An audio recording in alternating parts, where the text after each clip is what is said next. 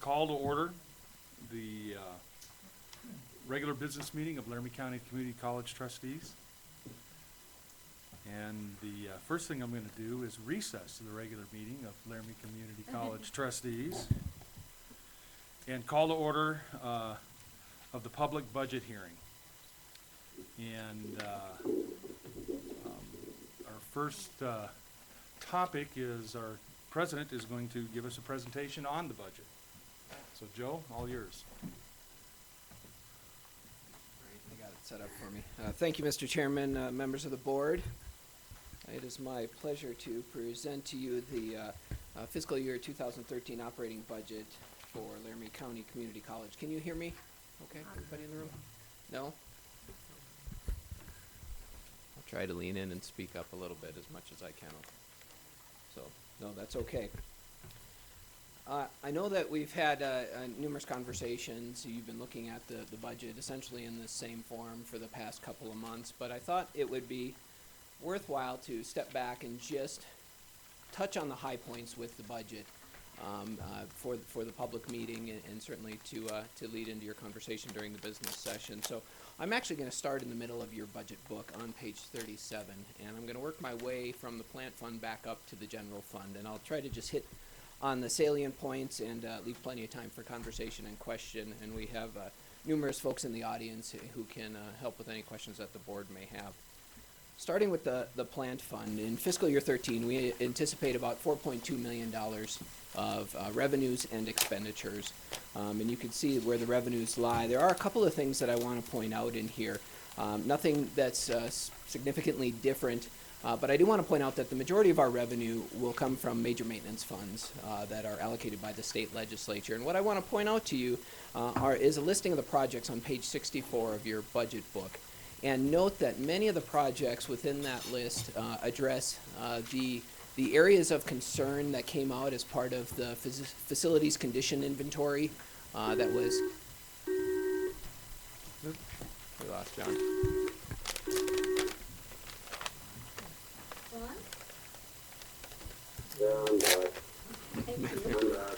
Welcome back, John.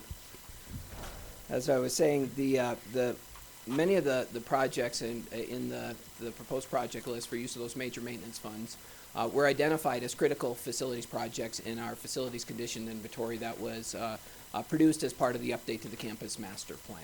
In addition, there are projects in there that are targeted towards your building forward facilities plan, specifically the project associated with the campus facelift in the back. So know that we are looking at leveraging those resources to address the facilities and the things that you've set as priorities and that our own analysis has suggested we need to spend attention on. The endowment fund on page 34, straightforward, we anticipate about $1.5 million worth of revenue. And with the distribution through scholarships, about $1.5 million of expenses. The restricted fund, which is on page 30 to 33, this is the fund where we account for all of our grants. The vast majority of the revenue and expenses are associated with our federal grants and contracts. Much of that, as you can see, with the scholarship distribution of those revenues of the expenditures, dealing with the federal Pell grants. We do have a large amount in state grants and contracts, and then a smaller amount in private grants, contracts, and local grants and contracts. I do want to point out a couple of things. First of all, the listing of the specific grants, should you have a question after the presentation, are on page 30 of your budget book. But secondly, the question or the conversation has come up about are we making base commitments in salaries and benefits in some of these grants, and to, you know, what does that mean for ongoing commitments when and if these grants go away? Just a rough analysis, about 14% of our expenditures in the grants and contracts or in the restricted fund are tied to salaries and benefits. And so it's not a significant amount, but it's not a small amount either, and it's something we'll certainly keep tabs on, and as you have questions, provide you additional information. The 5 mil fund, this is a carryover of revenues from past years. It's about $213,000. We will carry that over into fiscal year 13, and we plan to expend that as we had planned in this current fiscal year on facilities planning. We anticipate that those dollars will go towards the level 2 planning for the university/student center. In the auxiliary fund, I just want to point out a couple of things. There is a fairly significant increase in the facilities rental and the accompanying expenditures from facilities rental. This is actually a carryover of fund balance, and this is to help us complete the horse stall project that we started in this fiscal year and to complete it for next fiscal year. The other thing that I want to point out, we're going to work on the way we present this in your book, specifically from the expenditures. I know I had questions and got good answers when I started digging in, but we actually do not expend revenues to have expenditures with the bookstore. The bookstore is outsourced. That partnership generates a commission or revenue to the college, and those revenues are allocated for student scholarships as well as purchasing caps and gowns for commencement activities. So next year we'll find a better way to illustrate the expenditures for its purpose versus tying it to the revenue stream.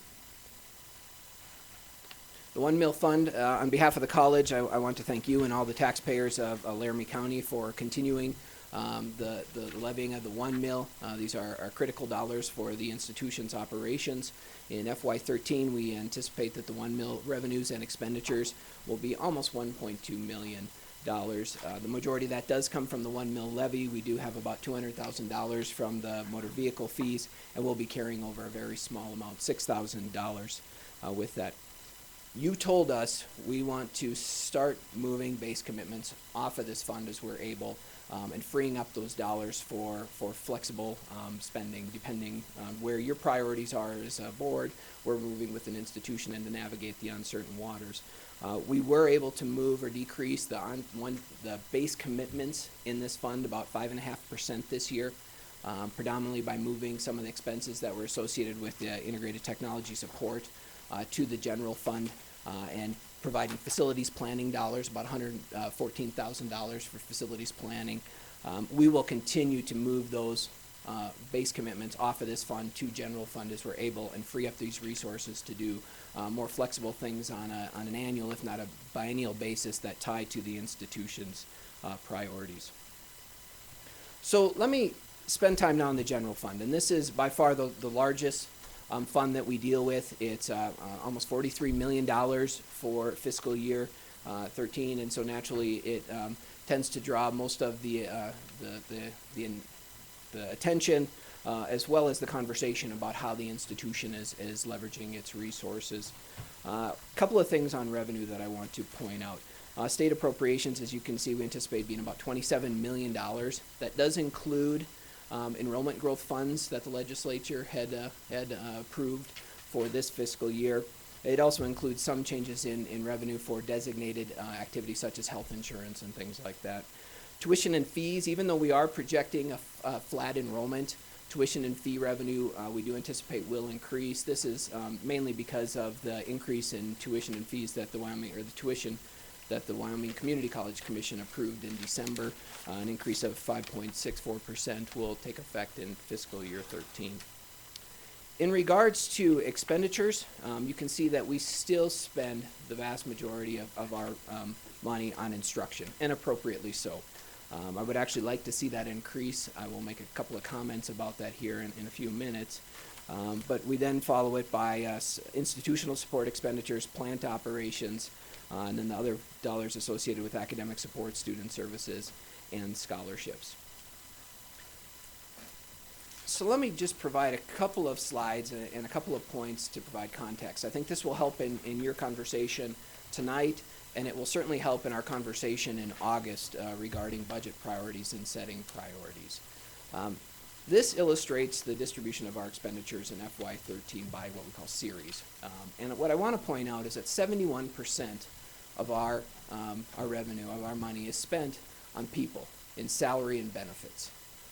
And that's a significant amount of money.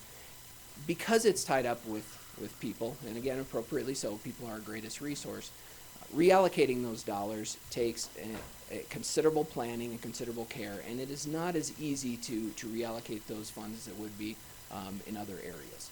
And so I just want to make sure we know that the vast majority of our funds are tied into commitments that are not as easy to reallocate and to manage. Not impossible. And I want to make sure that I state that. It is not impossible, but it requires planning. It requires care in the way we work with individuals, and a considerable amount of a strategic focus. That said, 28% of our expenditures are in the operating account. It's almost $12 million. Operating expenditures provide much greater flexibility for internal reallocation. And this isn't an excuse, so please don't take it as one, but stepping into the budget process in January, I wasn't able to provide perhaps the amount of direction and influence on the process that maybe I would have liked to. And so again, it's not an excuse, it's just a recognition that I know where I came in, and knowing when we go forward that 28% provides an opportunity for some considerable conversation, looking at how we can allocate and use those dollars more effectively. I'm not saying the personnel funds are off the plate. I think we need to look at that and plan for it to do that. But no, we will do better at finding ways to target our investments truly in areas that meet our priorities. So I just wanted you to know that. Because I came into this process, and I think the process was strong, we had great people leading it, folks have been doing diligent work with that. But because I came in late, I said maybe I didn't have enough involvement in it to align what I thought your priorities were with where we're going. But I want to start in this slide and just pointing out, but I believe we have done that. I believe we have started moving towards allocating our resources in the areas that align with the institution's direction, your direction, and your goals. You are going to see this type of analysis in this slide from me in August again, and you probably will from now and as long as I am here, because it provides very valuable information about how we are allocating our resources over time. This trend data is wonderful ways for us to look at what's happening at our institution. So let me point out a few things with you. The one column that you see illustrates the percent change expenditures in each of these areas from last year to this year. And then the column after that is a 5-year percent change. And so right at the top with instruction, you could see 6.2% increase in expenditures from last year to this year. And that follows a 3-year trend of increased investment in instruction. And I believe this is a place we all agree we want to continue to invest and to do that. Over the course of 5 years, about a 12% increase in instruction. We'll want to continue this trend. Public service has a slight increase this year, but overall in 5 years it's been down. Academic support has a slight increase this year. Much of that is in one-time only allocations. I recognize that. But it has an 18% increase over 5 years. And so that's significant. Student services, and I want to point this out, this is a decrease in expenditures in student services. And I've told Dr. Wilson and I've told many folks on campus and off campus, student services is a place I want to invest in.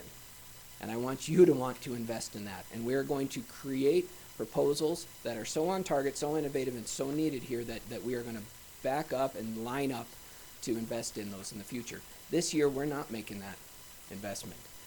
And over the 5 years, we've made a relatively small investment in student services. Institutional support, though, yes? Joe, I have a question. Does that tie in with your earlier comment about that $28 million is something we can really play around with? You bet. And then now your comment, we need to look at student services, are those two linked? They are, and the conversation Okay. about where new funds come from and how we look at reallocating those in a second will tie into that as well. All right, thank you. You bet. Thank you. Institutional support. So the 1-year change is significant when you look at it. It's the highest one on here. It's 9.5%. That's significant.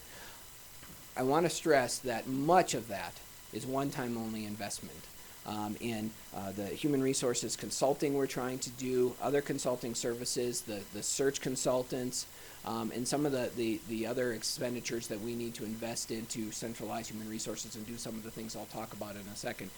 So that increase, much of it really is a one-time only investment. I cannot say that for the 60% increase over the past 5 years. I can't tell you why we've grown that much in institutional support. I'm not sure. Some of that is an impact, I believe, of the new foundation partnership for this year. But for a 5-year change, almost $4 million, I'm not sure what's happened there. But it's something that I want to look into, and hopefully I can look into it and get some insight into that before we have a conversation in August. But that's a significant change in a 5-year period, and I would like to anchor that in an understanding of where that came from, why we did it, where it's going, how it tied to your priorities at the time. Plant maintenance, relatively flat, has a slight increase over the time. And then scholarships, interestingly enough, is actually a 5-year decrease. And while we're relatively flat coming into this year, it is a decrease in scholarships. Now, let me point out, before I know the students in the room come up and say, well, what are you doing? LCCC allocates the largest percent of its budget to scholarships than any other community college in Wyoming. So it's not that we're not committed to providing scholarships. And I said the largest percentage. So that's the percent of our budget allocated, not in dollars. In dollars, we clearly outpace them as well. So as an institution, we provide considerable dollars for scholarship. I would argue we need to find better ways to strategically allocate that and target it to meet your priorities, our priorities for enrollment.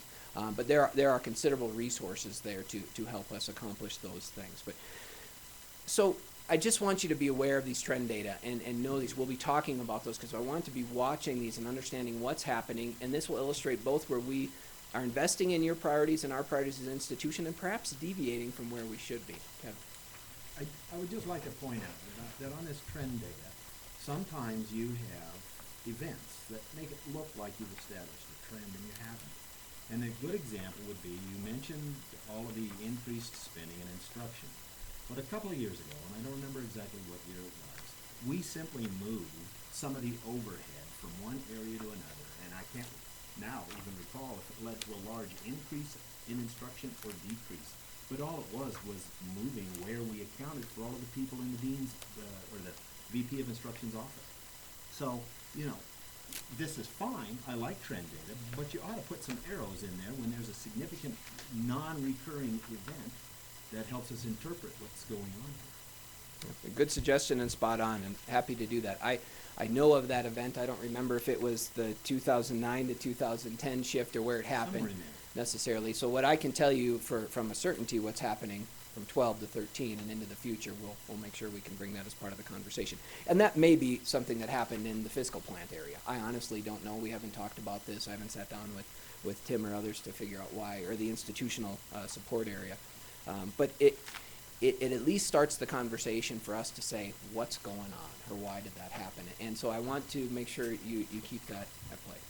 Okay, so the things that I think most people are interested at this point. We are very fortunate in the state of Wyoming, even with some challenging economic times, to be looking at new funds available, not just from internal reallocation, but also from the state and from our students and from our local taxpayers. And that does provide some flexibility for us to make progress on your priorities and our priorities. So I want to talk about our funds available. And these haven't changed from the May 16th conversation. We are seeing some increase in state funds, and that's not necessarily a reflection of an increased appropriation from the legislature. In fact, that's, as I understand, have been flat. It's a function of the funding formula that allows the money to flow sometimes away from a campus and sometimes to a campus as a result of enrollment and fixed costs. But we do anticipate we'll see about $800,000 more there. We will then lose about $64,000 because the commission has set aside 10% to be tied to successful completion in courses.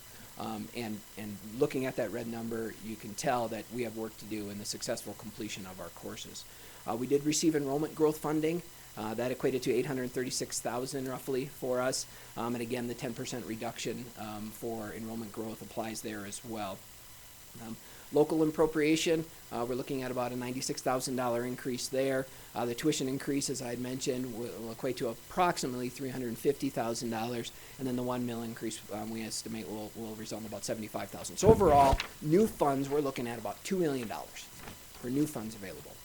We also have considerable reallocation, and this is where, to your point, Trustee Little, we can do better probably as we look at the budget each year and get ahead of the game.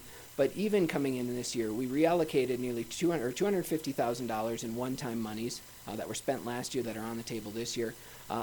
Operating reserve of $117,000 that came on the table, but $414,000 in reallocated positions. So we did move people around, and we're able to do that. $414,000 worth. And then the existing foundation budget that we were giving them, put that in the kitty. So overall, we have about $3 million of funds to play with and to basically target towards the priorities and the direction of the institution. So let me finish by talking about that. Trustee Little, did you have a question? Yeah, existing foundation budget, would you, I'm not understanding, does that mean it came out of the foundation and was moved? These were dollars that were allocated in FY12 for that relationship. Yes. And we said before we decide what we do in FY13, we take that out along with the one-time monies and even the operating reserve, and that goes into the new funds. And then we may reallocate it back in, but it's based off of what we take out of last year's budget and then what we play with in this year's budget to actually allocate. So it's our money that was spent as part of that service agreement we had with the foundation. Yeah. And this year we said we're gonna have a conversation about that, so that comes out. Oh, until we've had that conversation. Correct. I understand, thank you. Correct, correct. So about $3 million. Now, what are we gonna do with that? And I know there's been considerable conversation about the talk around our management decisions of how we're going to spend that money. But I wanna step back and talk about where and why we came up with those decisions of that direction. What were the things that were guiding us as an institution to ultimately propose the decisions that we have that are built within this budget? And I want us to focus on that and point a few things out. One of the first things that hit me before I even came on board here at LCCC was the results of the organizational assessment from the College Brain Trust. I've had considerable conversation, I think, with many of you and certainly with people on campus. And although it maybe wasn't expressly written in any specific goal or even in the recruitment process, it was clear to me that you wanted me to take the organizational assessment and do something with it. And I hope that's a fair assessment. And so since I've been here, I've been working with you, working with the campus community, talking about organizational structures, talking about moving staff resources around, looking at key programs and areas, talking about needs, and specifically trying to address what I thought were really the salient pieces of the organizational assessment. And three things sort of jumped out. First of all was the investment in instruction. You know, and I said that's important to me, and I think that should be important to all of us. We allocate about 42, maybe 43% of our total general fund on instruction. I would really like to see that at 50%. We should be able to say we allocate at least half of our general fund revenues on instruction. And I hope that you would join me in that and hold this institution accountable for moving towards that target. Right now we're at 42%. And we can substantiate that with these recommendations, such as the organizational assessment, saying we need to look at full-time faculty. We're proposing over $500,000 investment in full-time faculty. Yeah, now, yes, 3 of those are moving from soft money, or 2.5 from soft money, grant money, to full-time money. But it is a very tangible, very real investment in new faculty. And I can look over at Dr. Johns, I can look at Stan Torvik, and they know because we're talking to the people that are going to do this work right now. With instructional support, operating expenses, and one-time only expenses, almost $1 million in instructional areas.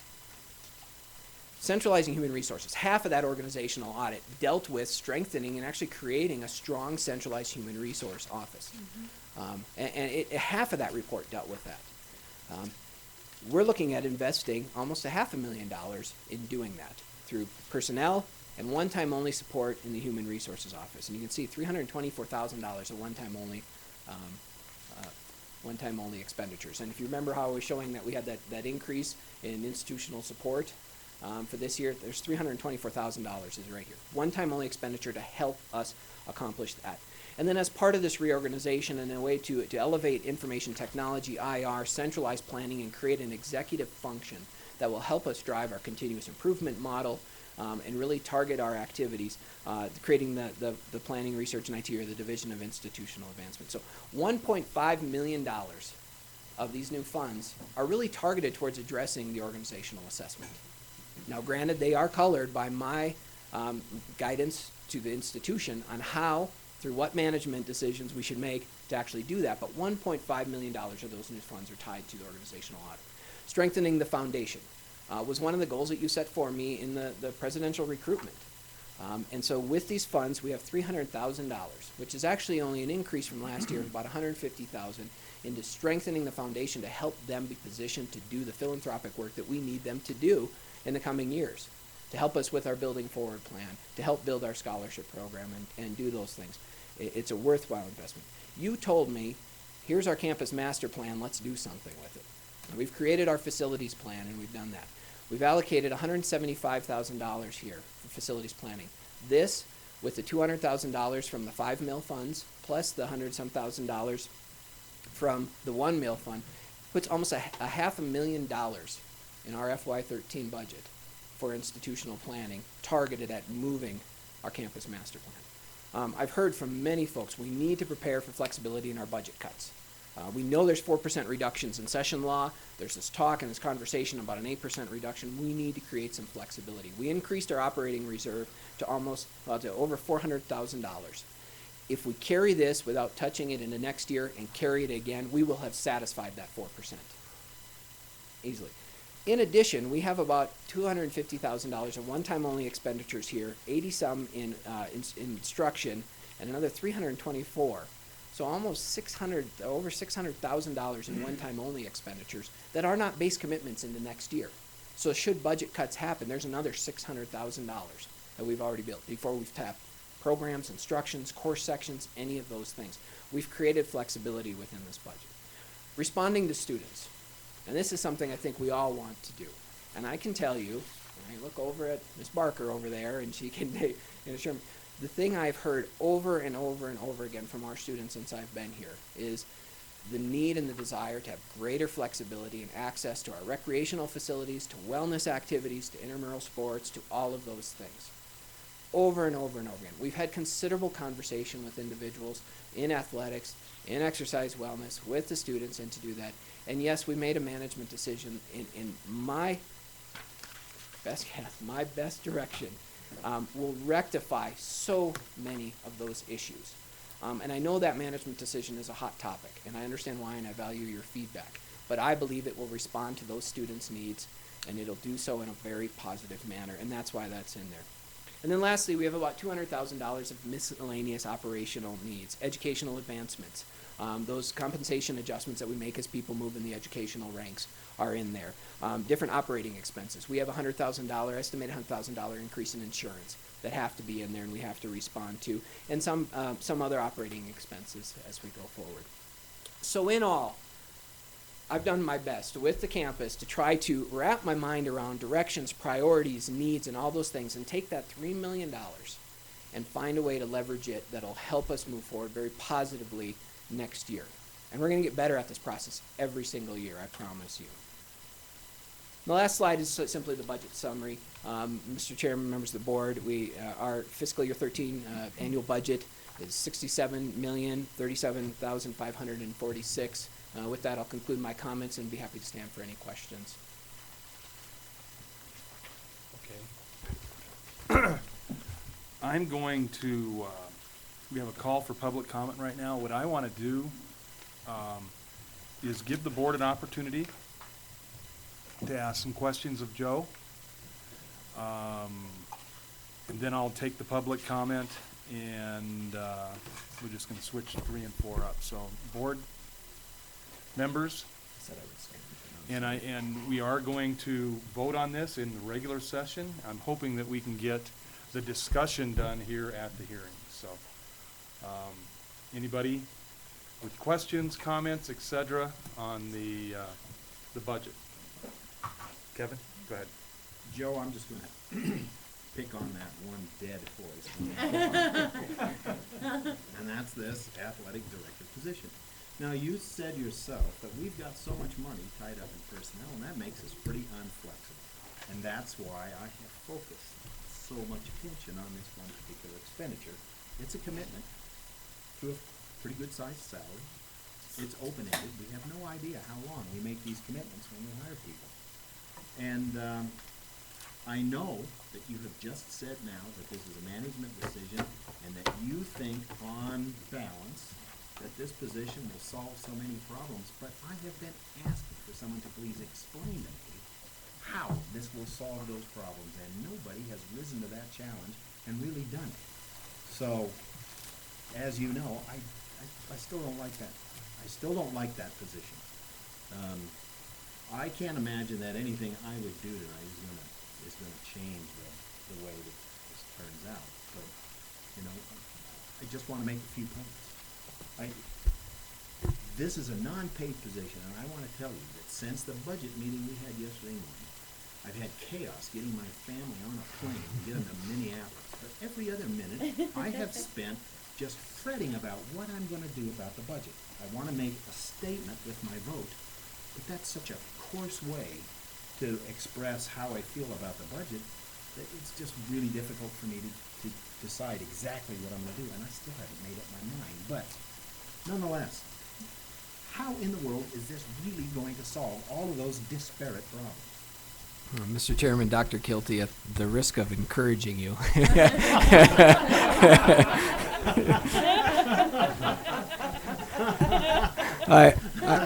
I'm going to go out on a limb here and say, beating a dead horse or not, the conversation that we have engendered, and while it's taken tones that I don't necessarily agree with or overly appreciate all the time, has really forced us to look at the direction we go, and not just in the over-allocation, but in this position. And so it's tough to hear those questions and comments sometimes, and I know people don't like to have those things pointed at us, but it does help us in the process. So, as I said, I wouldn't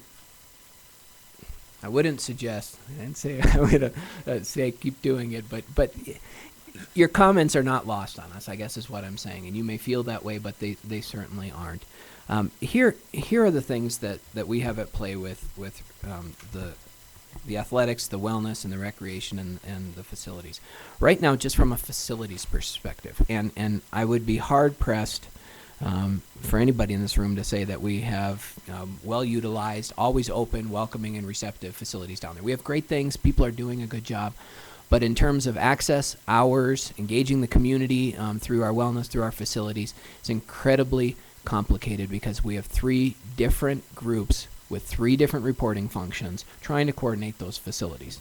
On one hand, we have athletics that reports to student services with a part-time athletic director, and Coach Ficca, don't hit me. I'm not saying anything about your performance, but you have somebody who has to recruit a basketball team and travel with the basketball team and do that, and to have that as well as trying to lead a complex offering of other things with the facilities makes it difficult. But we have athletics, big user of the facilities through student services.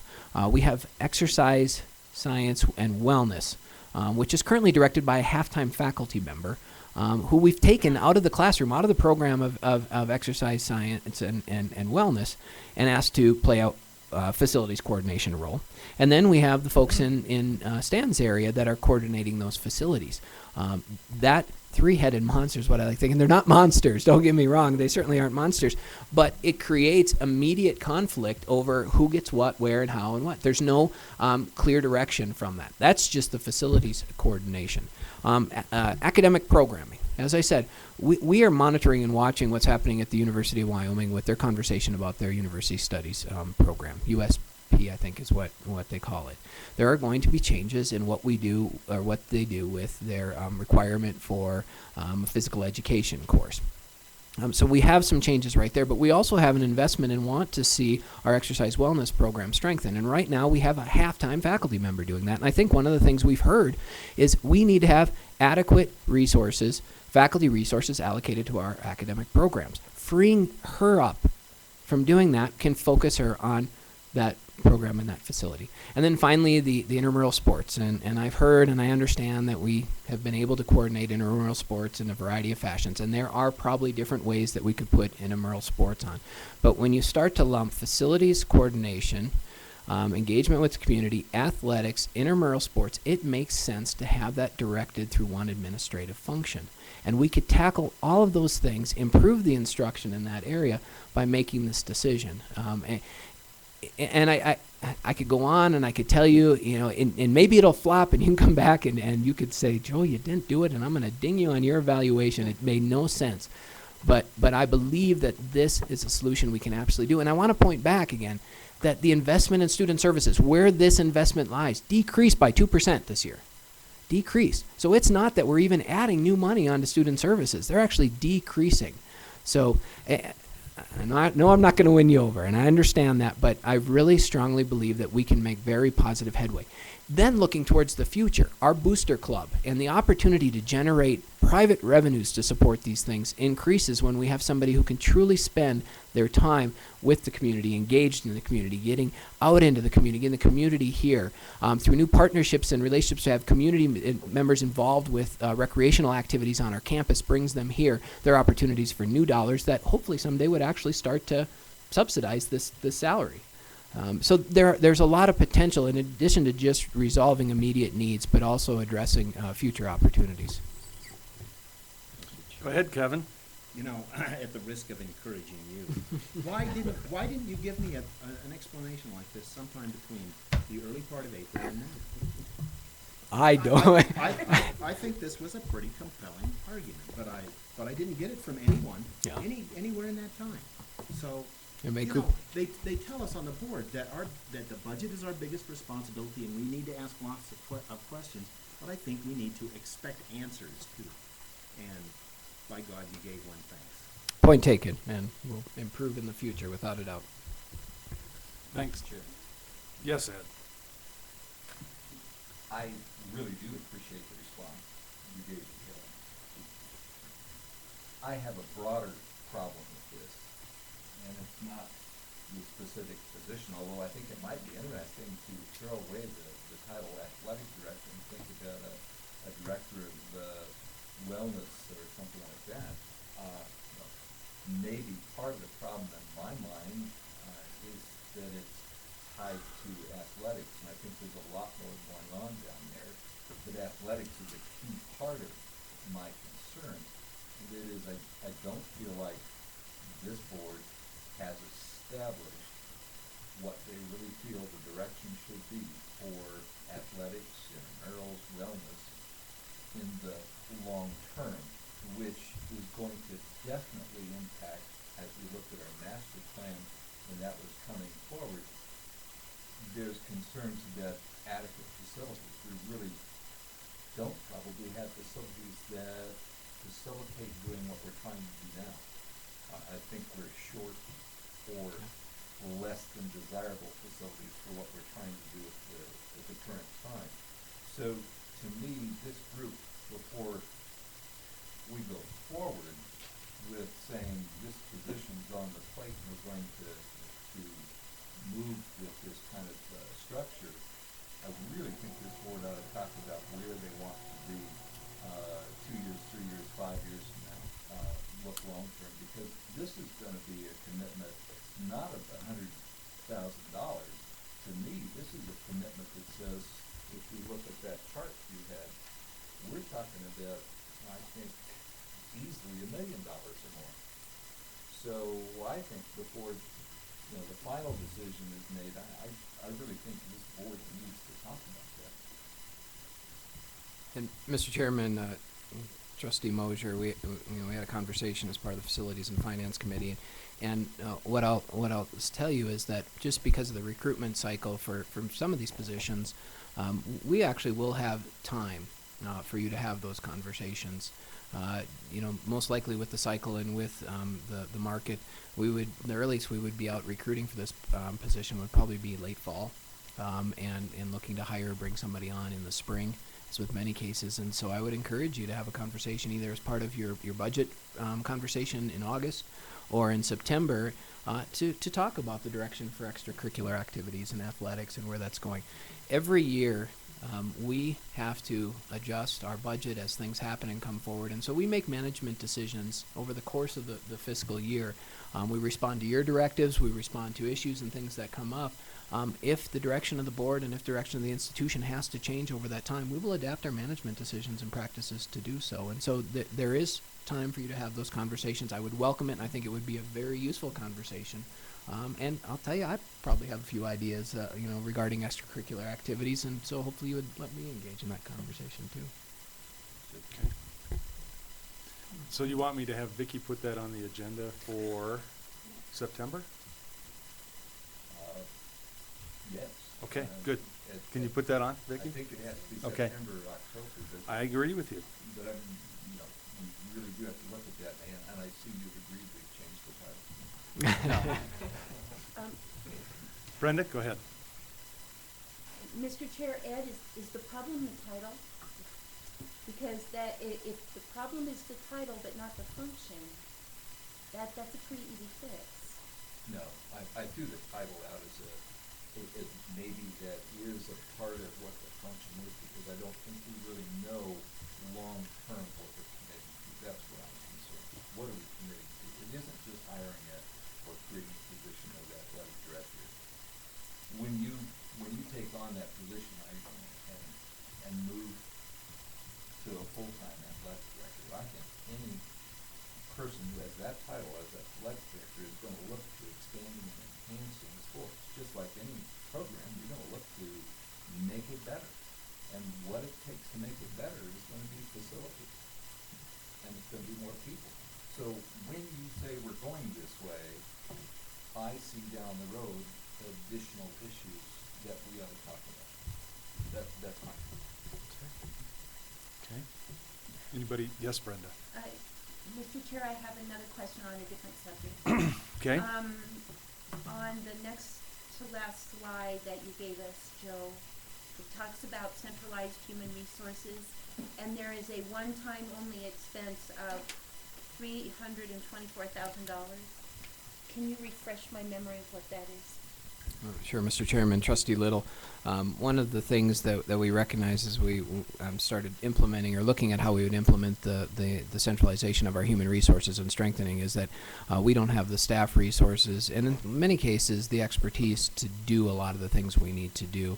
So within that $324,000, and as a way to make sure we're not committing everything to ongoing expenditures, we're looking at utilizing consulting services to come in and do that. That also includes the consulting services for the vice president recruitments, some of those. So that's really what's in there. It's consulting services and one-time only investments in the technology infrastructure and things like that to help us get up to speed as we try to build our staff and our team there. Okay, thank you. That was all for me right now, Greg. Okay. Anybody else? Just one other. Go ahead, Kevin. If we're gonna expand the use of the facilities, of course, this one position can't possibly do that because we're talking about a 40-hour position, and expanding use of that would be a lot of time during the week, I would hope, at least, because we seem to have really abbreviated hours at times, and that's been a point of contention around here. But the sticking point there always seemed to me it was just not enough funds allocated for student help to help run the place. So do you have any idea of how much more you're going to spend on student help to run the place? Mr. Chairman, Dr. Kilty, not off the top of my head, although I know they've been working on those numbers, we actually implemented a plan, and I say we, it was really Cindy down there who found a way to implement a plan to increase that. I don't remember exactly what the hours were, but we can take a look at that. And what I can tell you is we have a considerable investment in part-time salaries, one-time, overtime, and there's flexibility in our operating budget as it pertains to those staff that we could provide the resources necessary to staff that with expanded hours. And my understanding is we would actually have quite a few students who would like to step up and actually be hired to do some of that. So I don't see that as an issue, but I can't give you an exact dollar number. I didn't think you were short of students. I thought you were short of money and a will to do that. Okay. Brenda, go ahead. Maybe this is out of place for me to ask, but is Coach Vicka prepared to speak on this at all, or have anything to say? Do you know? Or You're putting him on the spot. I know, that's why I'm not sure it's appropriate for me. Well, I think this is a public hearing, and Okay. if he would like to, he's sure welcome to go up to the mic, although it's not working very well today. But Jason, can you address and I'll just let you go right now there, Jason.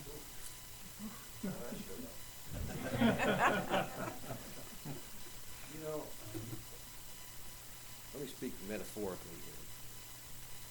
This school puts a pretty large financial investment into athletics. But it's like they put it in a zero interest bearing account. They aren't getting the bang for the buck out of it. It can do a lot more for the institution.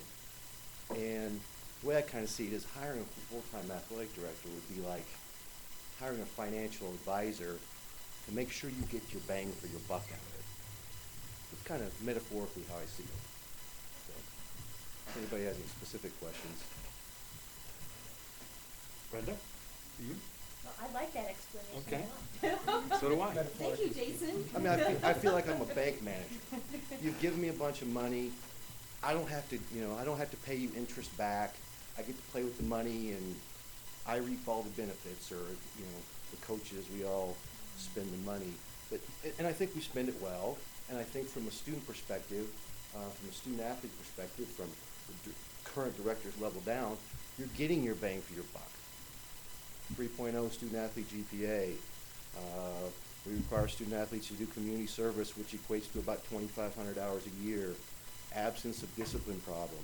And we won 72% of our conference games last year. Okay, the institution could use that in a lot of ways that they're not getting out of that. And I think a full-time athletic director can help the institution reap some more benefits from that. That those things have value, and I think a full-time director can help us, help us reap some benefit from it. Thank you, Jason. Ed? Am I wrong in my perception that an AD more than likely is going to look at trying to get more bang for buck? Do we have adequate facilities now? I don't know, maybe you don't want to answer that, but. I think, I have to cut you off. I do that to my wife all the time. She doesn't want to either. I think we can, kind of what Dr. Schaefer referred to, I think we can do better in all three areas of athletics, recreation, and phys ed. We can do better right now with the money, the people, and the facility we have. Now, you want to throw more money at it, more people at it, more facilities at it, we can blow the roof off of it. We can go to the moon. But we can do better right now with the facility, the money, the people we have.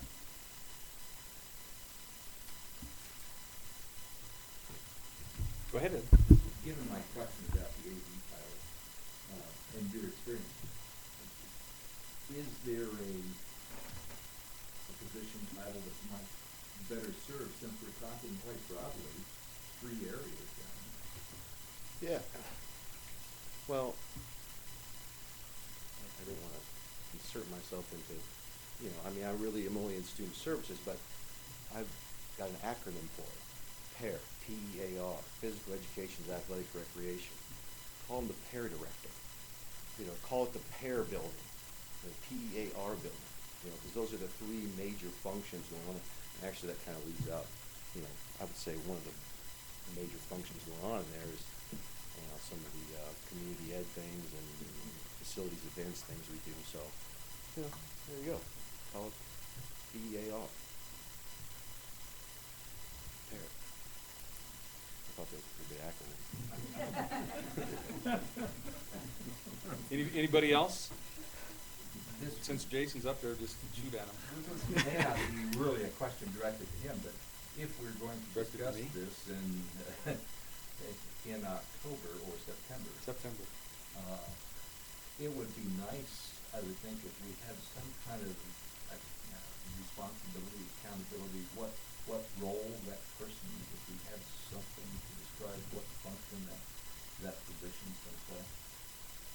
Mr. Chairman, Trustee Mosier, I'd be happy to actually work with all of you to get an idea of how and what information you would like us to bring to frame that conversation, and certainly I'd be happy to do that. And if there's other information, return on investment, whatever it is that you want to look at for extracurricular activities, I'd be happy to provide that for that meeting. And I guess what I'd like to offer, Ed, is we are meeting on the 15th, special study session, and this thing sure smells like we got to decide if it's a priority or not. Because I don't want it to fail. I really don't. And I do have some ideas, and I don't really want to muddle up the pot here with that, but I do think it is appropriate for us to discuss it on August 15th, too. So keep that in your little agenda, that we ought to talk about it, because I do think it's bigger than just athletic. I mean, I shouldn't say just athletic. To me, it really has a lot to do with our community involvement. And how we are perceived in the community, how we promote ourselves in the community, and so on. And that's why, let's make sure that we talk about that on priorities too. Okay? So we'll get 2 swipes at it, because I guess what I'd like to see is that we do address it in our priorities discussion, and then it would probably be pretty nice to have something put together to say, here's what we got now, Joe, and here's ideas of where we may go, and we can talk about that on the 15th. Does that sound reasonable? Yes. Okay. Okay, anybody else for Mr. Fica? If not, I'll let you sit down. Thank you. Or you can stand up there if you want. It doesn't matter to me. No, thank you. Okay, any other questions, discussion, and so on the budget? Yes, sir. Just come back and follow on with Brenda with regards to HR. If I understand correctly, and we've talked about this a number of times, we're looking at consulting positions, trying to get in the HERES system, Human Resource Inventory system in place, and then as we move forward, try to build in those positions over time as we see what those needs really are. Mr. Chairman, Trustee Mosier, sort of. There are critical positions within our plans with the allocation of those dollars that we're working on right now. Actually, we're working on a human resource development person to help us with the new hire, many of the initial issues, new hire, job descriptions, recruitment, all of that good stuff. So there are positions in that mix, and I don't want to mislead you to think that there's not positions coming in, but there is the considerable amount of investment in consulting services to help us build the expertise as we look at the positions and bring those on. So it's really a mix. Would you provide us with, as we go along, perhaps some information about those positions and what their function would be? I'd be happy to do that. Anyone else on the trustees? Discussion? Okay, I would like to call for any public comment on our budget, on our discussions, etc. So I open the floor to the public. All you got to do is raise your hand, and I'll call on you, and you can go up. Or maybe Brenda will volunteer you. Yes. Anyone? Any public discussion? Comments? Okay, board, any other discussion, comments on the budget? Yes, ma'am. This is really just a compliment. I want to compliment everyone that's worked on the budget. I want to say that Joe has done an excellent job of not being defensive, but answering our questions in a reasonable way. And finally, to Dr. Kilke's satisfaction, I would like to thank the I don't know that he said you were facility- satisfied. Well, he came around a little bit. And also, I would like to thank Ed and Kevin for being on the Finance and Facilities committee, because I think they've really paid a lot of attention to detail on this budget. And even though I did not speak to any line item, I have been speaking to them and others and Joe and asking questions behind the scenes, and I can say that I very much understand this budget more than any other year I've been here. So thank you, everyone. Okay, thank you, Carol. Last call for public comment or trustee comment. Mr. Chairman, Yes, sir. Oops. I'll make it real short, but something that happened this year that we asked for and we received that I really appreciate was, in the past, we've just typically looked at the funds available, and we talked about the budget as being something that just continues forward, and this is the only piece that we're looking at. It's been an issue for you and for many of us, and I appreciate that we probably see I think we have viewed a whole lot more in terms of justification for what went on in the past, not just a continuation of it, but it's justified to be continued, and these dollars now they've been reconfigured. So I appreciate that. Okay, good. So do I. And you know that bugged me for quite a while, that we were just looking at the incremental portions and not the allocation of all our resources, which happens every year, so, or 2 years, every year. Okay, last time. Anybody, no more comments? Okay, I am going to adjourn the public budget hearing and reconvene the regular business meeting. So our first item on the agenda is the minutes, and I think everybody's had those. I'm first looking for a motion. I move that we approve the minutes. Of the June 20th regular Yeah, meeting, yeah, okay? Yes, thank you. The Okay. June 20th regular. Okay, so I've got a motion, I'll second that I got a motion. second on the floor, discussion, I had one correction okay? in those minutes. I looked back and I noticed that you were quoting some numbers in there for what 1 mil would generate. And I don't remember how I stated it, whether I stated it in terms of the 4 mil or 1 mil, but the figures you've got in there are 4 mil, and not 1 mil. They were enormous. 1 mil's about $1.2 million, we've got the number. Plus then the license. Well, licenses are about 200 and something. But you had 1 mil generating 25 million up in. Okay, so we Campbell have one County, and that's a- correction. That's actually more like. I like Ricky's number. Yeah, Yeah, okay. So Stating we them have doesn't that make them correction, and will you accept that correction in the motion, Brenda? Yes, yes. And So you'll second that? Yes, I'll be- Okay, any other discussion on the minutes? If not, let's take a vote. All those in favor, please say aye. Aye. Opposed? Okay, passes unanimously. Okay, reports to the board. Student Government Association says that they are going to be announced in the fall, and they'll start giving reports in the fall. So we're going to go on to the next report, which is going to be the Staff Senate. And am I using the correct title here? Okay, good. It moves the meeting along. And the third one, how about a Faculty Senate report? I would feel bad if I sat down and said, "I never gave you I really don't have much to report. We're looking forward to the 3 candidates coming in for the Vice President of Academic Affairs. I have sent out emails to all the faculty. Hopefully they're reading their emails and letting them know about the forums, and they're going to be streamed live and with the ability to come to ask questions via email during the forum. So hopefully we can get any faculty who would like to involved in them forums. And that's really all I have to report. Okay, Right. good. Thanks. Thanks, Jeff. Report 4 is the LCCC. And Les, looks like you're going to give a report. Very brief. Okay. There really hasn't been any new developments in the last 30 days or so, so I would second what the faculty senate said. We're excited about the candidates for Vice President of Student Services that came in. There were some fine candidates there, and we're looking forward to the academic Vice President candidates. Other than that, that's all I have to say this evening. Okay. Anybody have any questions for Les? Thanks, Les. Okay, I will open it up for any public comment on the reports. If none, we'll move forward. Item number 3, President's reports. And we've got 2 sections, Joe, so I turn it over to you. All right, thank you, Mr. Chairman, members of the board.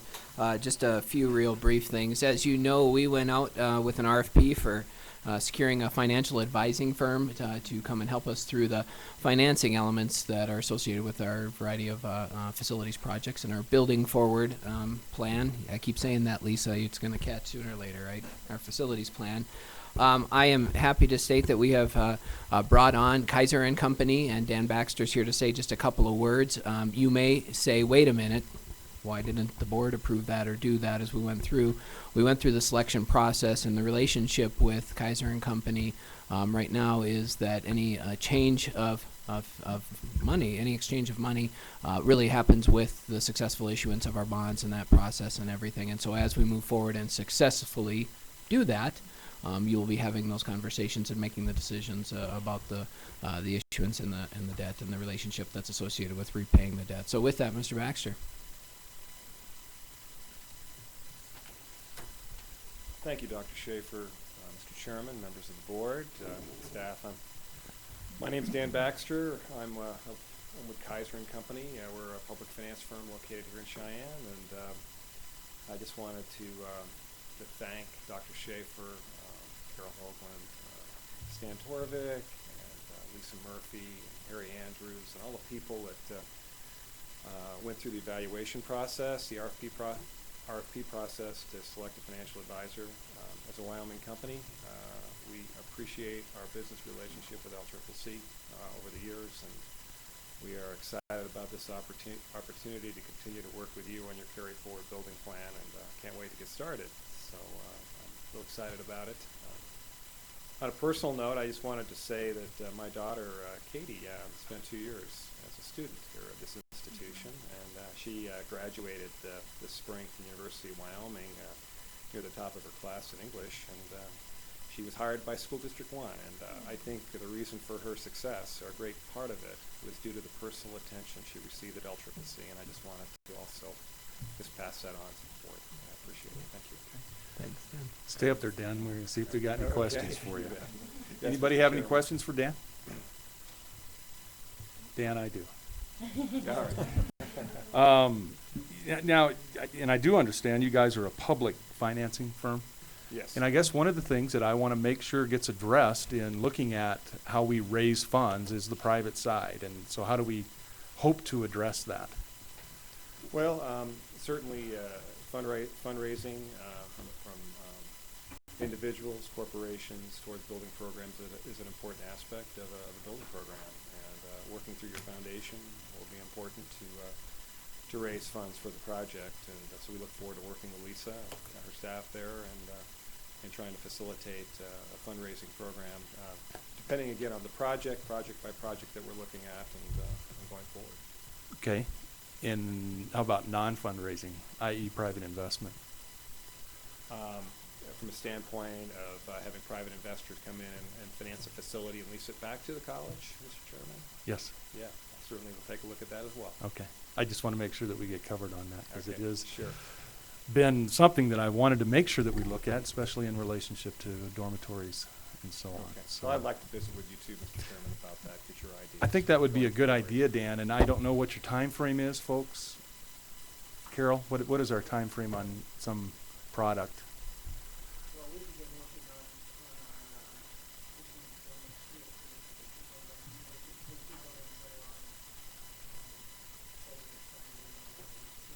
Okay.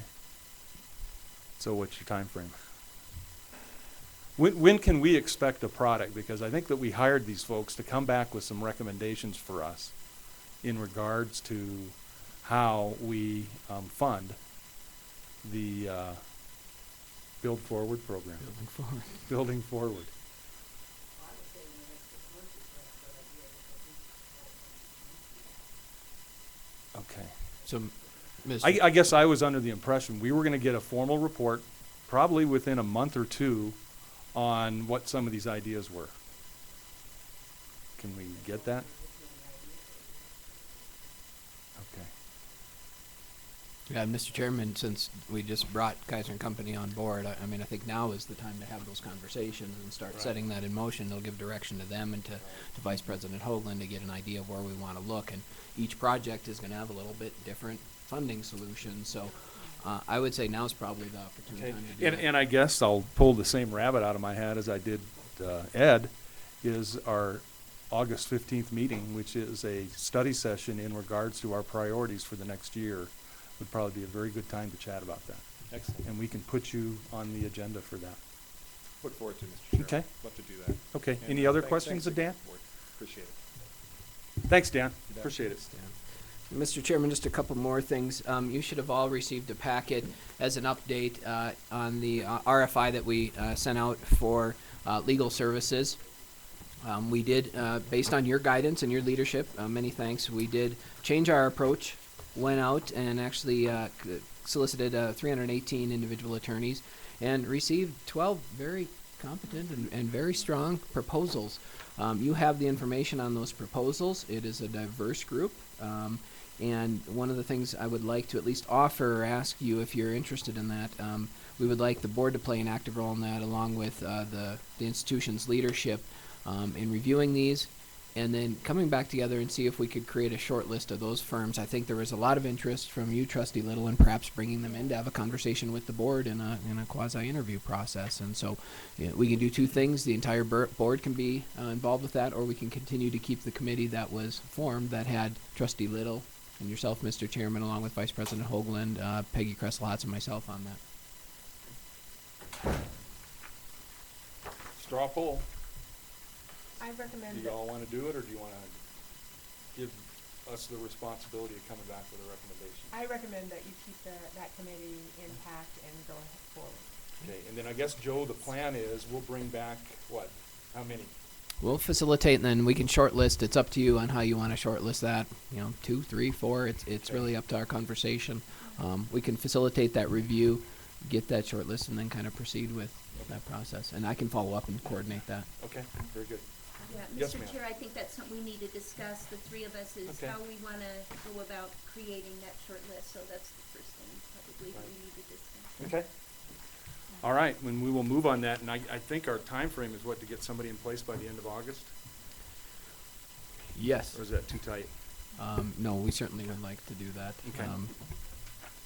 Very good? A couple of other things real quick. Is Tim still good? He's still hiding back.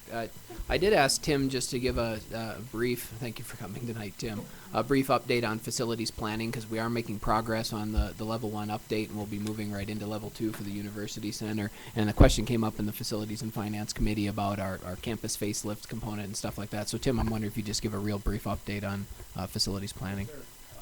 In our facilities building forward plan, our timeline for the level 1 for the joint university/student services building is we're supposed to have an updated level 1 to the state construction management division by the end of July, 1st of August. And in June, our consultant, Stephen Pappas, and I met with the 4 main groups, the students, the faculty, staff, UW, and Student Services, thank you. And got their input on what they think there should be in this new building. We took that input, and Stephen did some square footage assignments, and we basically came up with a building about the size of the old one. We've got about 53,000 square feet in the new schematic, compared with 55,000 the last time we produced in 08. So we're kind of on track, pretty much on track. There's a couple things we need to still do, which we can get done in the next couple of weeks, we believe.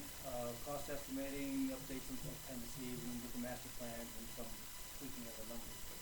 And then also get some guidance from the LLC with regard to as far as our steering committee, if you will. So that's kind of where we are. We're still on track to be able to give to the state at our time in really August now. Great. And then Dr. Shaky asked me to talk a little bit about the facelift things that are in the back part of this building forward plan. We're doing some of those right now. Some of them, for instance, for like site lighting projects, actually open bids today. Fairly favorable bids that we'll probably be able to get 3 of the 5 priority that we won awarded. We've done some things with one of the projects is the reinstall building roof. We finished that. We're upgrading a fire alarm system in 6 buildings. Sorry, that's just we're about 2/3 through that. The other ones, like landscape improvements, building or entryways, we're probably going to design those during the winter and tack those next summer. And we have scheduled to do this summer with the third floor. Any questions for Tim? Good enough update, Ed? Thanks, Tim. Thanks, Tim. And then, Mr. Chairman, the very last thing, I just want to take a point of personal privilege and just thank Dr. Grant Wilson. This will be his last Board of Trustees meeting with us. It is almost a year that he has spent with the campus, and I just want to personally thank him on behalf of the faculty and staff here for his service to the college and all he's done with our student services and the institution. We wish you the best in your new position as Dean of Sciences at Casper, and thank you for everything you've done, Grant. Thanks, Grant.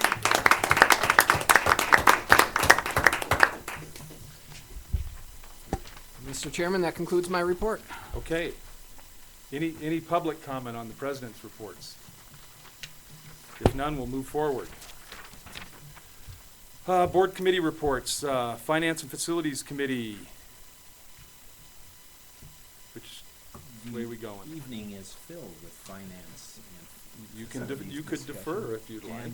And I would, because there'll probably be still a little bit of discussion when Okay. we get around to approving the budget. Okay. May I ask a quick Sure. question? It's bothering me.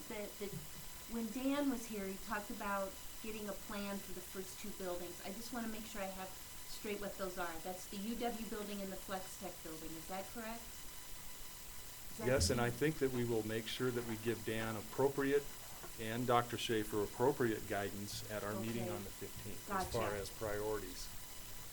Yes. So, we just need the face-to-face with them. Thank you.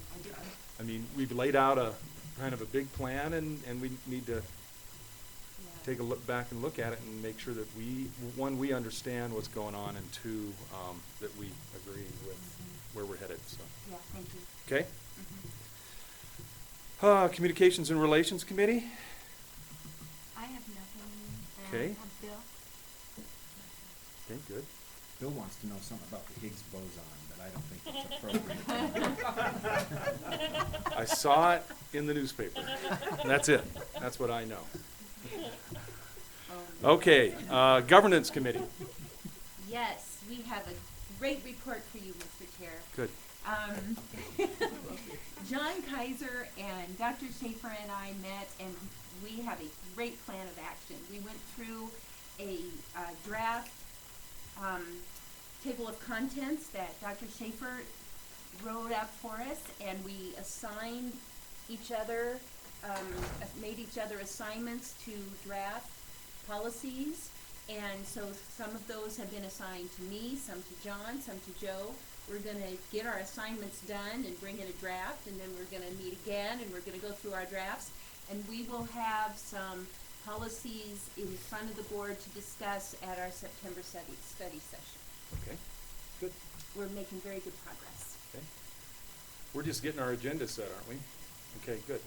And we talked about a name, and we think we're just gonna stick with something simple like LCCC governance. There you go.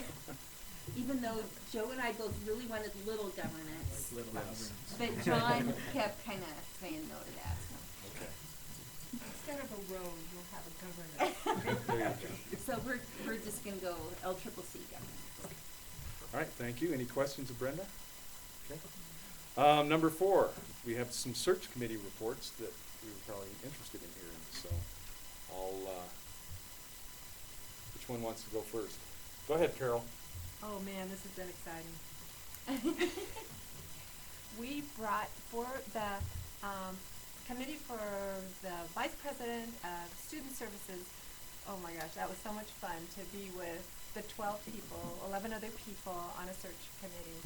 And we brought 4 people to campus this past week, and now it is in the hands of our president to decide which candidate he would like to choose for our campus. But I want to say that it was the most inclusive and clear process, besides choosing Joe, that I have ever been on. Thank you, Joe, and I hope your decision is an easy one. Mr. Chairman, Trustee Merrill, it is not an easy one because that committee did such a great job at advancing 4 very wonderful candidates in that search, and thank you all for participating in that, coming to forums as you were able to. I will let you know that I have started negotiations with a candidate, and I hope to have a notification of successful negotiations out to you here before the end of the week. My goodness. So I take that was a positive report. Very Okay. All right, well, thank you very much for your efforts. And we are excited to get these folks on board. So, Ed, talk to us about Vice President of Academic Affairs. Well, first of all, let me say the co-chair people of that, Mary Ellen and Kathy, just did a wonderful job of keeping 16 people herded or 15 people herded together. And that was quite a bunch of cats that he directed. But we had, I thought, very fine candidates to review. Ultimately, the 3 that are coming, I know is listed on the LCCC page, Farley and Ekstrom and Dyer, and I think you folks come to those forums and be a part of that process. I hope you're as pleased with these folks as you were with the VP of Student Services candidates, and I'll look forward to hearing your comments on those folks. But I really think it was a very positive search process. I think we're well on our way to having that other vice president in that easy decision for you, difficult decision for you in that process. But So our timeline is, when are these folks coming in? I'm looking on the site here, Farley is due Tuesday, and Ekstrom is Wednesday, and Dyer is on Thursday. That's July 31st, August 1st, August 2nd. Okay, good. So, week after. The paper this morning listed 4. You're down to 3? There were initially 4 candidates, 1 candidate withdrew. Okay, so now there's only 3. That's correct, and I thought the paper only had 3. I'm No, sorry, it said- Bill, I looked at the It paper said back 4 of them, Okay. and starting July 30. Okay. But I would assume what I'm reading here off the site is correct. It is, and the paper was probably responding, I didn't catch it, but probably responding from an initial release on what the timeline would be. Yep. Okay, any questions for Ed? Okay, that's the end of the board reports. Any public comment on board reports? Well, Go yes, ahead. I'd like to just say that I understand a very, very fine new choral conductor with great references is coming to replace Nancy Cornish. Would you like to mention something? Well, Mr. Chairman, Trustee Du Bois, this may be a great segue to have Dr. Johns take the podium because the next item is his, and I know he was the one who brought that recommendation to hire to my desk, and so he might be able to provide some background on that individual. Doctor, please take the podium. Yes, we did hire a music choral director. I don't remember the details, to tell you the truth, about because we've been in the process of looking at so many candidates in the past couple of weeks. But she has tremendous credentials, a very vivacious person. And struck me as somebody who could go out into the community and attract the proper personnel to work on the choral program, as well as, maybe more important from my end, to provide extra instruction for our music students. And I did not go any further on this because I just don't remember certain details. Okay. Great person, great credentials, and good experience. Great. What's her name? You, no, like I said, I'm gonna give you the full. Like many singers, she goes by one name. Like I said, I'd like to know the candidates. Do you know where she's from? Pardon? Where is she from? She is from Alabama, from a very small, all-women college. Perfect. We're looking forward to broadening her horizons and her experience in Cheyenne. You're so full of information. You're our interim VP of academics, is that right? Okay. Yeah. I thought he was doing pretty Yes, good. Yes, I Carol. would wonder if this is leading into the segue of our fine arts building somewhere on our No, whatever it's we're not. call- I know it isn't, but I'm hoping that if we build the classes and bring in more students, that we will eventually have our new facility, our new fine arts building. I know you have nothing to do with that.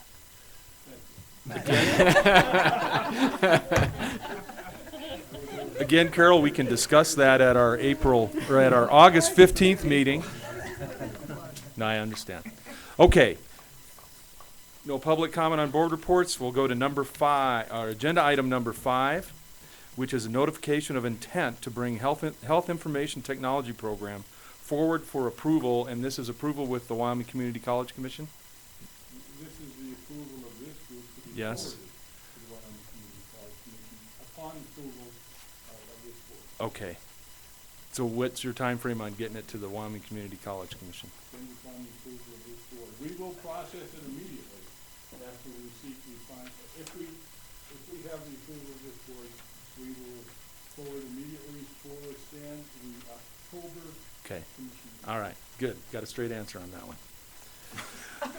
Okay, let's, Doctor, I guess we have the form, and I'll give you the forum to discuss it with us.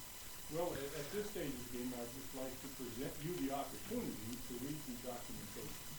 That, at this point, I guess I'm not encouraging discussion, because it is complicated and it takes a certain amount of reading detail. So please read with this idea. If you have any questions in the meantime, between now and the August, please contact myself or Sam Porter, who will be glad to answer any questions.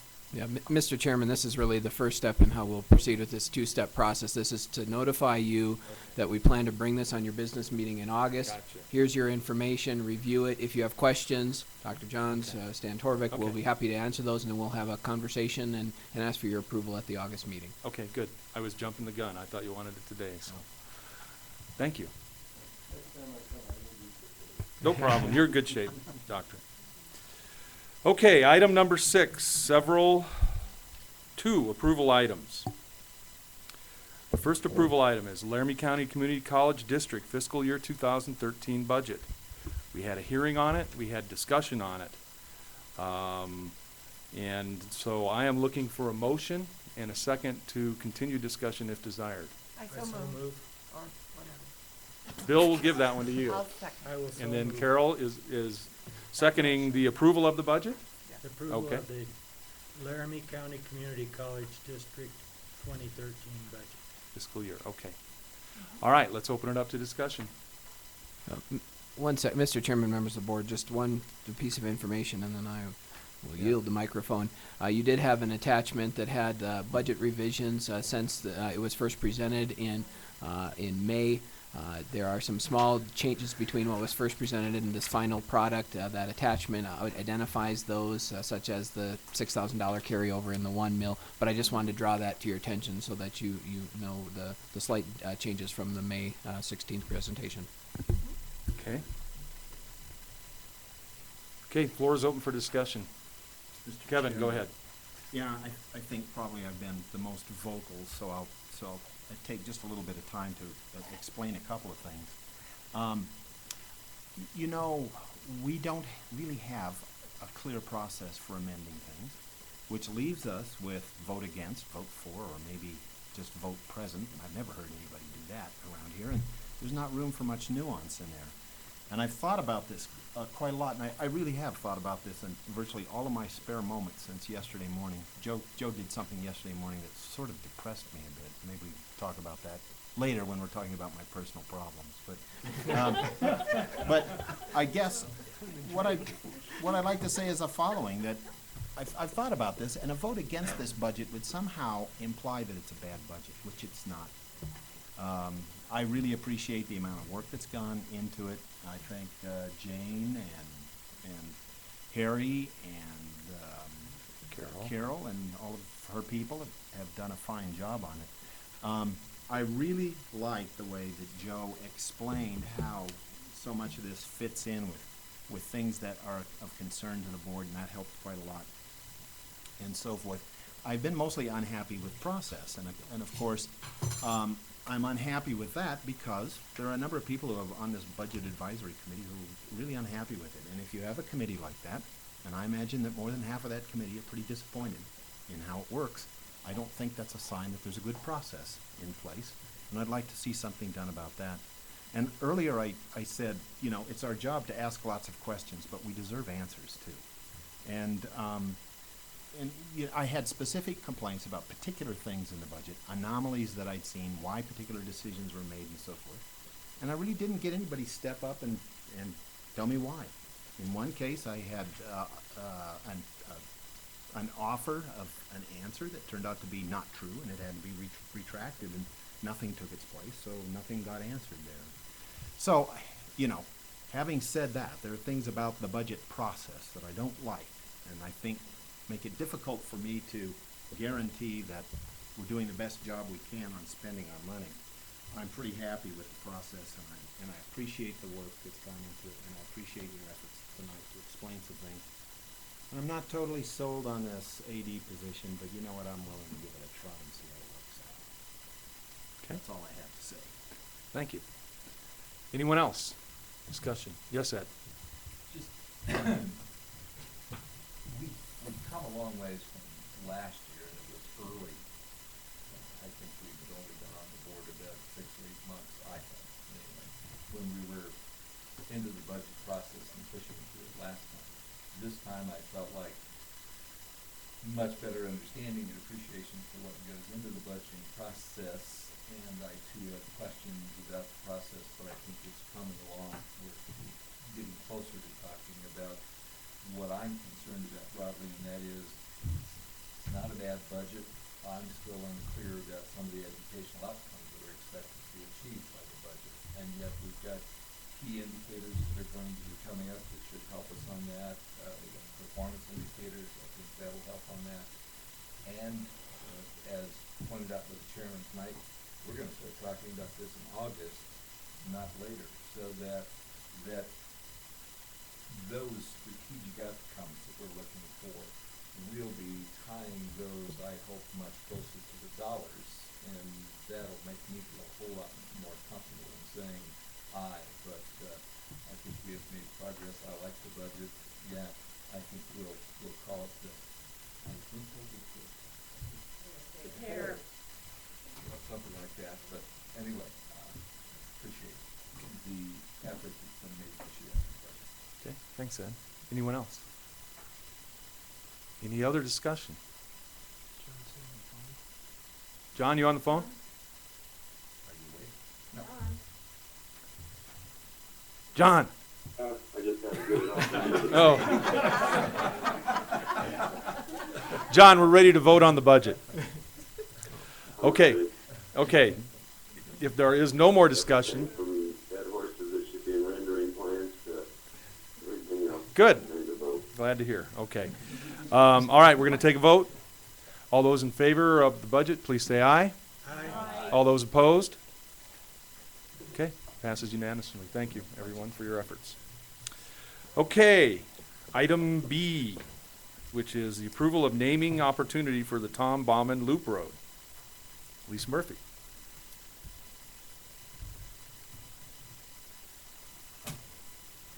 Mr. Chairman and members of the board, I get to have the fun part of the night.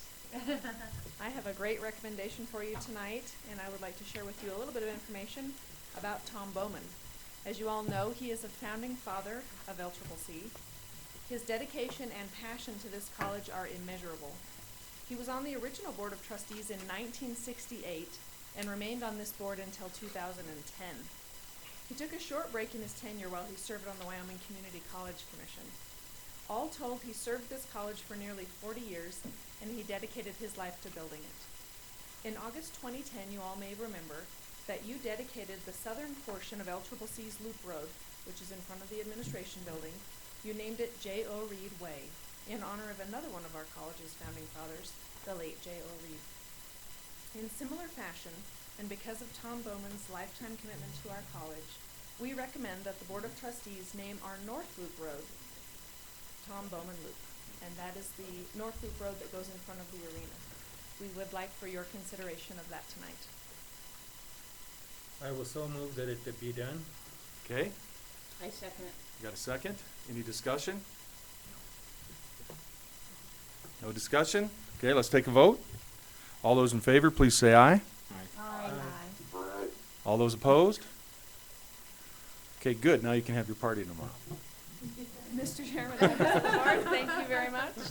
We were having good faith that you would do so, and we will be having a celebration tomorrow at 11:30 in front of the arena, and we hope that you will all join us for a great celebration. Thank you. Okay, thank you. Mr. Chairman, Yes, sir. I would just like to say that I'm very pleased about this, but I also have felt very badly that we didn't do the J.O. Reed while he was still I living. understand. And so I'm very glad this is being done while Yes. Tom is with us. And I agree with you. Point taken. The governor will be here at 11:30 for the ribbon cutting, so if we could all be there right about 11:25, we would love to have as many board members in the photo as possible. And tell us And exactly where, please. Right in front of the arena building, we will have the ribbon cutting right at 11:30. Thank you. The governor and the mayor will be there. The governor can only stay for about 10 minutes. As usual. Okay. So he will We'll be there, and Dr. Schaefer will kick off the ribbon cutting, and then we will go right inside the dining room for the luncheon. So we hope that many of you or most of you will be able to attend. Okay, a couple other items, information items. They've attached a contracting procurement report that I see has been reformatted, and I like it, Joe. Thanks. Appreciate it, and Carol. Thank you, Carol. It's very explanatory. Planning session summary, Vicki got that. When did you get that? A couple weeks ago? Good. Let's make sure that we read that, since that was a very fruitful meeting, and have that for our next meeting. We've had some minutes on the joint meeting summary. Do we have those too? Okay. Study session summary, historical list of motions, and so on. Board correspondence, I don't have anything. Must be up on the website. Okay.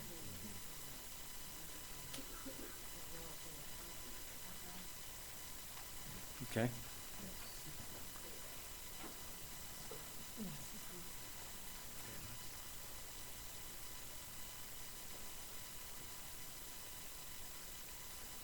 Let's see what this looks like. Ooh, they're very, very mad at us, aren't they? No. I'm not going to read the whole thing, but it is from Phi Beta Kappa, that they received a special commendation during the Nebraska-Wyoming Regional Convention as a 5-star chapter. So that's great, and we appreciate that. Okay. Yes, ma'am. I'd just like to mention that we discussed at dinner that we will not have an August 1st. Correct. Our study session will be held, and let's see, you have your, 15. it's on the 15th, and we will begin early. Sounds like 2 o'clock in the afternoon. Yeah, maybe. with all the stuff that we've been jamming on it. That means it's gonna go on to the 16th. At 5, we will begin at 5:30 in the private dining rooms, and work on our priorities for the budget for next year and talk about those, and go into a regular board meeting at 7. Yes, sir. Before we leave PPK, I think it would be nice to recognize, I believe Jeff is here as one of the advisors for that, and also Arshni. He's not here tonight, but there's another advisor. Arshni, Missy, and Maggie Swanger as well. Okay. I think when we talk about students and successful students and completion, one of the things that you constantly read is that they are mentored and become a part holistically of the system. And I think PBK and the advisors that work with them there and the other groups, not to ignore any of the other groups, but I think recognition of that, I think we need to remember those people are doing a great job of working with students. That's what really makes the student experience. Okay, good, I agree. Thanks for noting that. Yes, ma'am. Mr. Chairman, I have something I'd like to talk about. Okay. We have some parades coming up, and I sent Joe an email about whether he wants us involved in the parades, and I was expecting him to say, no way, but he didn't. He said, sure, if you want to be in the parades, you're welcome to be in the parades. And I talked to Lisa, and she was encouraging of us to be on the LCCC parade float. I just want to know if we're going to do that, if we think we should do that, what dates we're going to do that, have a general discussion about that. Okay. What do you guys Anybody? think? Ron, you want to be in the parade? You could pull the float. You could ride a stationary bike. Well, I am going to say for myself, I'm just really not going to be available, so Okay, count me out. okay. I Anybody volunteer else for the wants to? first Saturday. Okay. Okay. If you want us each to go once, or What do you think, Lisa? About to ask What the are your dumbest question, thoughts? there's more than one parade? Yeah. Yeah, sorry, Joe. Sorry. You need 4 hats. It's one of those things where you just keep your Mr. Chairman, I believe the foundation has their float on the first Saturday only. Oh. So you all may be off the hook and Oh, we're okay. asking you to do it for the foundation for that first Saturday. Is there still room on But that there are float? 4 parades during Frontier Days, but Yeah. Rich is asking you for one Saturday. That's the only Saturday, that's the only parade that the foundation Correct. does, is the first Saturday. Yes, that's the only day that we have a float in the parade, so we would love it if you could join us. Even if we've already said no, we can change our minds and say yes? Sure. Yes, absolutely. We would I'll love to be have you. there. Where do you guys station at before the parade? Yes. We have an email put together with all that information, and I would be happy to email it to all of you. Okay. If you can join us. And what we're Very supposed to good. wear and stuff like that. We would love it if you could wear an LCCC shirt or Oh, anything mhm. that would represent the college. Oh, We would yeah. love it. Okay.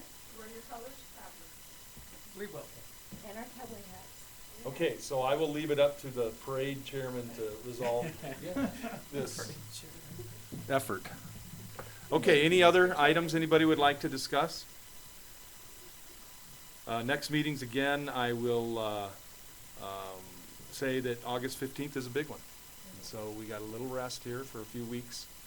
Let's come back prepared to do some hard work. And I'm looking forward to it, so. Yes, sir. Mr. Chairman, in relation to that, and I think we have a WACC meeting on the 1st of August. And a Wyoming Community College Commission meeting is the 2nd of August in Douglas. Any of you who might choose to go. I'm assuming you will be there, John, correct? Yeah, he is. No. He's the president. He'll be there. I will. Yeah. Okay. Thank you for that. Okay, anything else? Anybody? Mr. Chairman, I recommend that we move in, or I make a motion that we move into executive session for personnel matters. Okay, second? Second. Okay. Any discussion? Okay, all those in favor of moving into executive session? I have one question on the Sure. discussion. Sure. My understanding is the discussion will be on evaluation of Dr. Schaefer. Yeah.